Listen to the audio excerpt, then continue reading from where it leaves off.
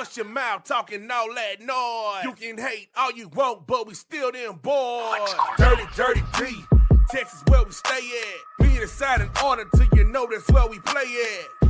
Hey, this year, this the payback. Yeah, we them Cowboys, and nah, we don't play that. Work. This is Cowboy Nation. Work. Welcome to Cowboy Nation. Work.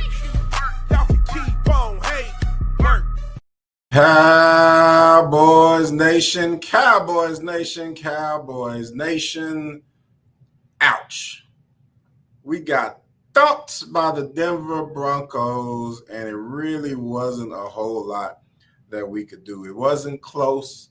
Our MVP and Mr. Dak Prescott did not play like an MVP. Our team did not play like a playoff caliber team.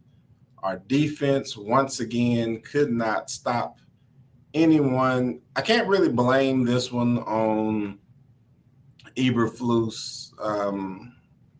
We had three, we were down to a practice squad defensive back, and even he got hurt. So, I mean, at the end of the day, Eberflus didn't have a lot to work with. But there are still some things that just need to be corrected by that defense. I'm not making any excuses. We got thumped. I said that right up front. It wasn't a whole lot that we could do. I understood that we were going to have to score 40 points in this game to win. I think our offense realized early that even if we had scored 40, they would have scored 50. There was really nothing that we could have done in this game. They did a great job. Defensively, they are one of the better defensive teams, and they held us to just 20-something points. One of them came in cleanup time. There are a couple of things that I want to talk about, though, that I believe kind of helped this along. And one of them, obviously, is the penalties. I believe James Houston's penalty is one of those things that early got us behind the sticks. If he doesn't line up in the neutral zone, then that was a third down play that we were off the field, and the Cowboys actually get the ball back. And in that situation, we don't know how that changes the dynamics of the game. If we can drive down during that time, possibly score, or even if we don't score, I mean, we don't give up a touchdown right then, you prolong whenever that next touchdown is, or maybe you get a field goal out of that situation. And now all of a sudden you're in a totally different position. Like, even if you just got a field goal in that situation, you're in a total different position, because now you're looking at being at 20 points at halftime instead of 17 points at halftime. You know, the little things like that could have made a huge difference. Or were we 10 points at halftime? I may be mistaken as far as, let me look it up. Where were we at halftime? We were 10 points. I'm sorry. So you would have been 13 points. I apologize, at halftime instead of 10 points at halftime. Another thing to me that could have possibly put you at 13 points at halftime, and in this situation, you possibly could have even been at 16 points if you would have made that play. If James Houston wouldn't have lined up off sides, they wouldn't have scored. Let's say we get a field goal out of that, and that's all that we got, even if we didn't get a touchdown. The last drive of the second, when Dak threw the interception, I felt like that there was, I mean, obviously you took a shot. You needed to score. We knew we needed to score. I wish that we could have gotten at least a field goal out of that drive as well. I don't wish that they didn't take the shot downfield. That's not. I wish he wouldn't have threw the interception, obviously. But taking shots is something that we would have had to do, because we knew stopping them was going to be difficult with all of the backups that we had in the game. So again, I'm not upset that we took the shot right before half. I'm just upset that it ended up being an interception. And like I said, our MVP didn't play MVP worthy today.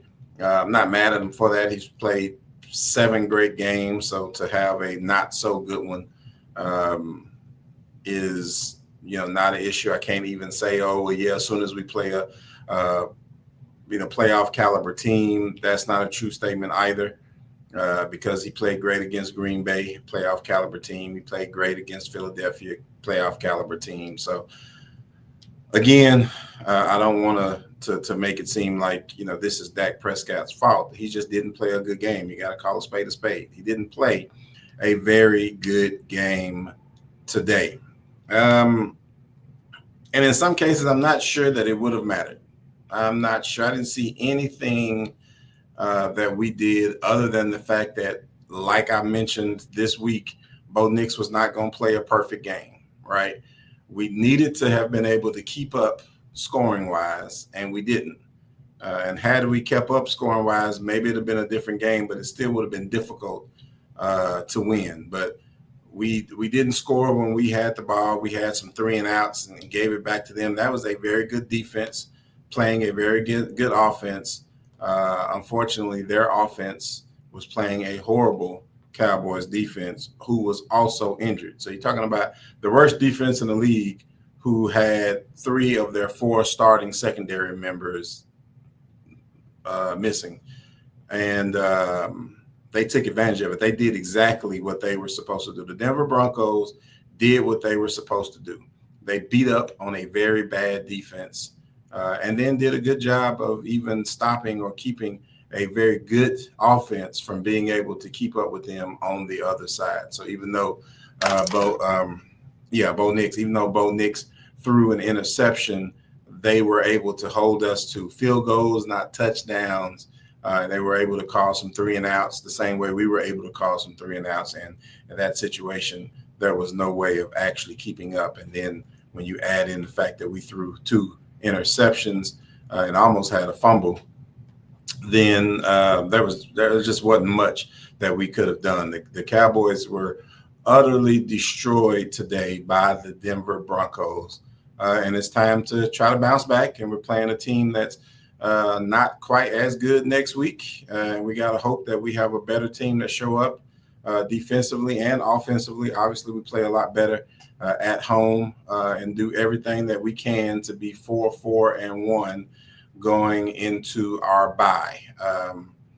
That's all that we can hope for right now, because we actually took a beating. We have black eyes and got overly beat up.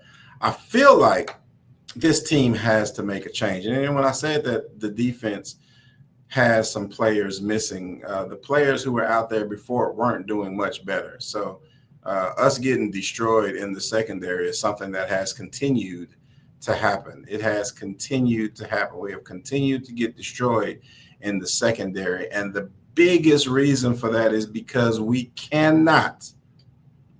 just simply cannot find a way to get pressure on good teams' quarterbacks. And I understand. So Eberflus was kind of in an awkward position today, right? Because you don't want to blitz, because now you leave these guys one-on-one with some decent wide receivers. But if you don't blitz, you got an NFL quarterback standing back there that's just going to pick you apart. Now, maybe he made the right decision, because at the end of the day, Bo Nix, which I told you he was a great quarterback, but he wasn't going to throw everything perfectly. He missed a lot of them. Man, this score could have been 70 to 20 really easily. He missed a lot of them. He threw interception. He overthrew a couple of them, people that were wide open. He threw a couple of them late. Bo Nix didn't have a perfect game. And maybe that's what Eberflus was going for. But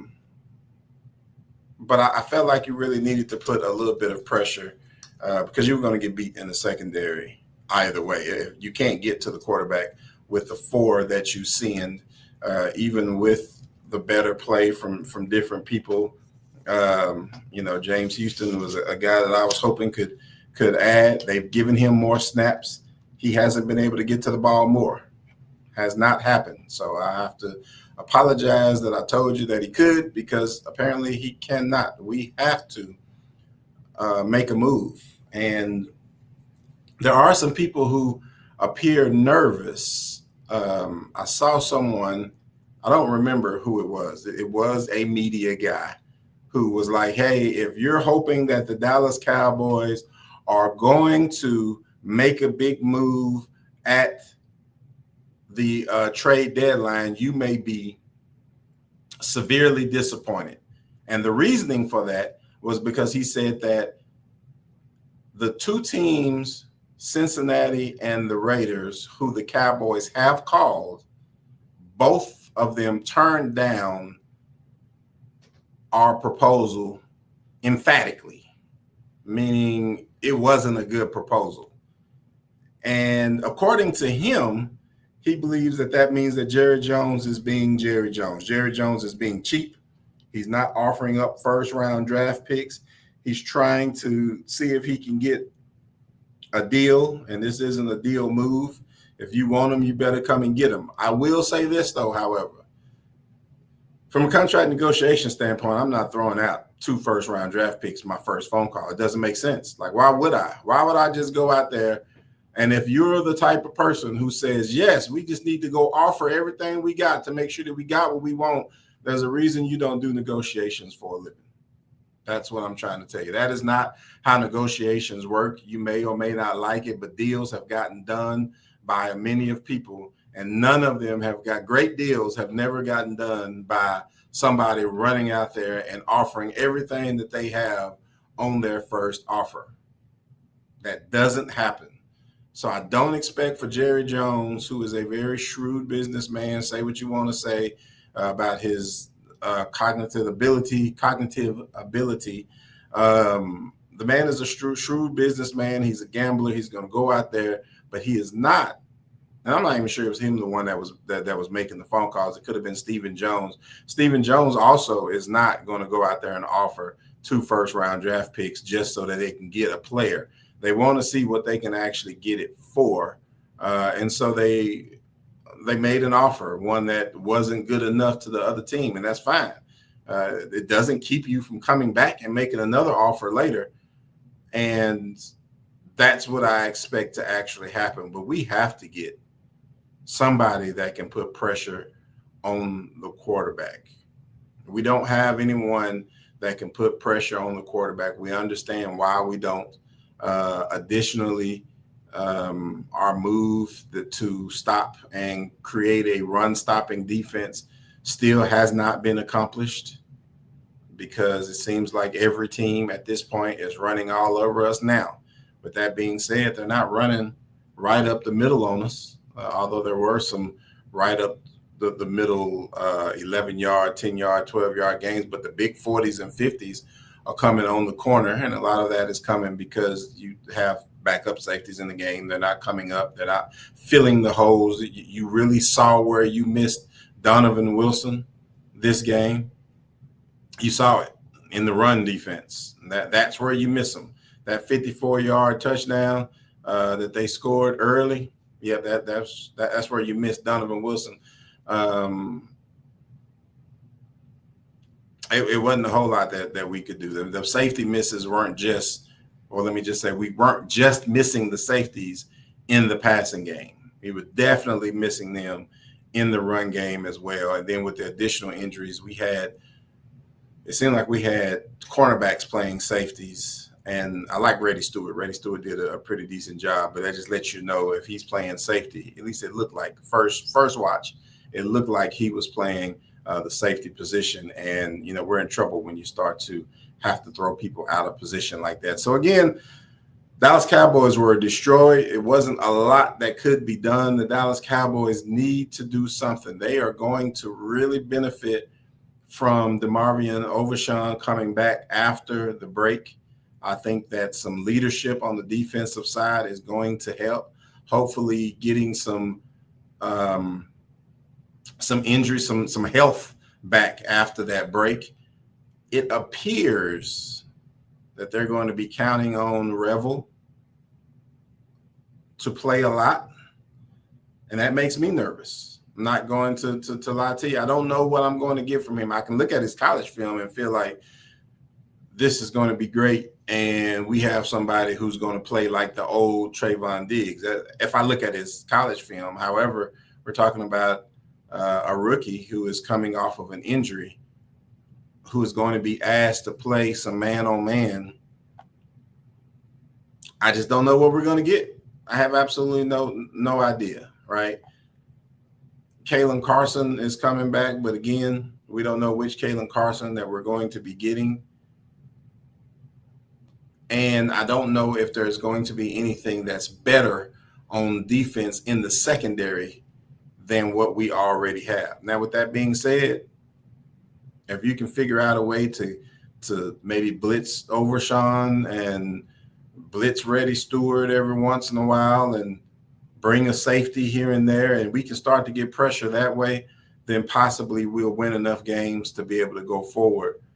But if we don't get a pass rusher, there's not a lot that we're going to be able to do against really good teams. Our offense is good enough to play against an average team or a bad team, but it doesn't appear that we're just going to be able to dominate if we can't create some kind of stops. Again, our offense had a bad game this game. They had a bad game the last time they were on the road, which means that when they get in the playoffs, if they get in the playoffs and they crawl into the playoffs, their games are probably not going to be at home. And maybe we have the same type of issue, in which case, what was the point of going to the playoffs, right? If we're going to play like this every time that we play away, then maybe there's no point of going to the playoffs in that situation. I don't know. I mean, I'm just talking. I have to mention that the defense can get better. I have to. This is defending the boys. I have to mention our defense can get better. Our defense can absolutely get better if you get the leadership ability, if you get a decent, I mean, it's maybe not even Siobhan Rebel, but even waiting 4 games for Trayvon Diggs to get better. Even in that situation, but 4 games, but this was 1 game. So next week will be the other game. You got the bye doesn't count, I don't believe. I have to go look that up. But at the very least, you got the Raiders and the Philadelphia game, and then all of a sudden you can have Trayvon Diggs back. And if you're in a position in that situation, with 5-1, and can still go because you lost the hard game but won the 2 easy games, possibly.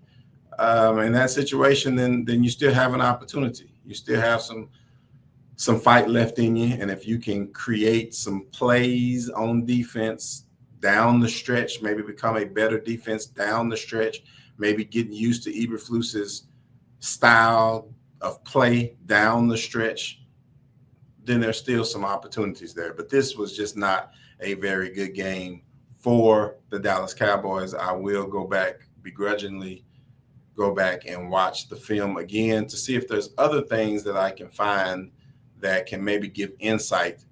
I really would like to get insight on the Dallas Cowboys offense. I've seen them put 40 points on some really good defenses, and this is a really good defense, but they didn't do that. And I want to understand possibly why. Now, not the interception at the end of the game, obviously, but the rest of the game, just the way that flow with, see if we can't find out why the offense was unable to keep up, at least, with what was going on the other side of the ball. So hopefully we can find that out and we can talk about it tomorrow. But until then, this has been Defending the Boys, our initial reaction to getting belt to butt put on us by the Denver Broncos. I am your boy D. Will, and I'm out.